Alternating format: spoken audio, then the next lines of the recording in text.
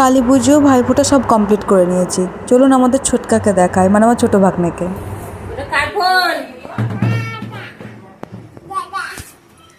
দাদা পাপার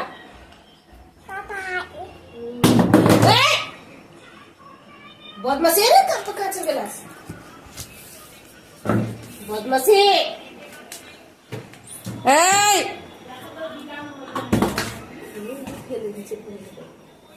ফোনটাকে ভাঙতে ভাঙতে আপাতত আমার ছোটো ভাগ্নের ভেতরে এখন মঞ্জলিকা বাস করছে। ও একাতে সব তুলে নিচ্ছে, এই ফেলছে এই ভাঙছে, সারাদিন মান ধর। আর কি খুঁজি আর কি ফেলবো, এই হচ্ছে ওর চিন্তাভাবনা।